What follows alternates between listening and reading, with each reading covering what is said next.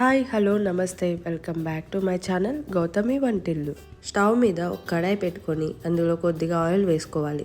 ఇప్పుడు అందులోనే మనం ముందుగా కట్ చేసుకున్న బెండకాయ ముక్కలు వేసుకొని ఆయిల్లో ఒక 5 నిమిషాలు ఫ్రై చేసుకొని తీసి పక్కన పెట్టుకోండి. ఇప్పుడు ఒక బ్లెండర్ తీసుకొని అందులో కొద్దిగా కొబ్బరి ముక్కలు, కొద్దిగా జీడిపప్పు ముక్కలు వేసుకొని మెత్తగా పేస్ట్ చేసి ఒక బౌల్లోకి తీసి పక్కన పెట్టుకోండి. ఇప్పుడు మనం టమాటా పేస్ట్ చేసుకుందాం. ఒక గిన్నెలోకి వాటర్ తీసుకొని స్టవ్ మీద పెట్టుకొని 4 టమాటాలు అందులో వేసుకొని ఒక 2 నిమిషాలు ఉడకబెట్టుకోవాలి. ఇప్పుడు టమాటాలు చల్లారాక స్కిన్ పీల్ చేసుకోవాలి.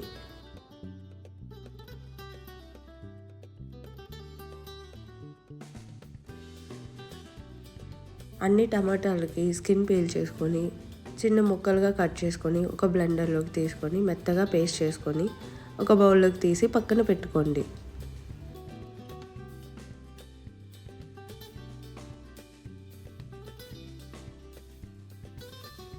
ఇప్పుడు స్టవ్ మీద ఒక కడాయి పెట్టుకొని సరిపడా ఆయిల్ వేసుకోవాలి.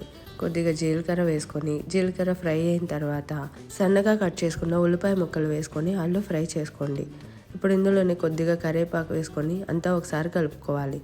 1 టేబుల్ స్పూన్ అల్లం వెల్లుల్లి పేస్ట్ వేసుకొని అల్లం వెల్లుల్లి పేస్ట్ పచ్చివాసన పోయేంత వరకు ఫ్రై చేసుకోవాలి.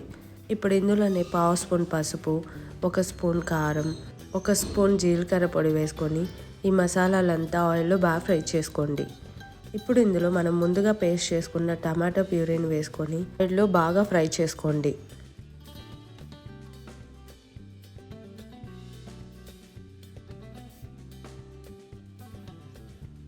ఇప్పుడు ఇందులో కొబ్బరి జీడిపప్పు పేస్ట్ వేసుకొని అంతా మిక్స్ చేసుకోవాలి.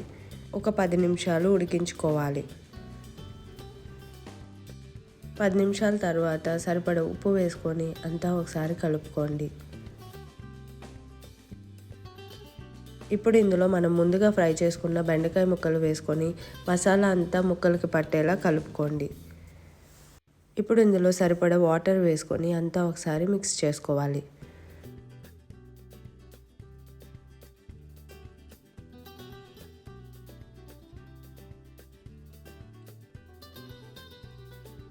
మూత పెట్టి ఒక 10 నిమిషాలు ఉడికించుకుంటే బెండకాయ మసాలా కర్రీ రెడీ. నేను ఇందులో ఎక్కువ మసాలాలు ఏమీ యూజ్ చేయలేదు, కానీ టేస్ట్ అయితే చాలా బాగుంటుంది. తప్పకుండా ట్రై చేయండి. నా వీడియోస్ మీకు నచ్చినట్లయితే నా ఛానల్ని సబ్స్క్రైబ్ చేసుకోండి. Thank you for watching.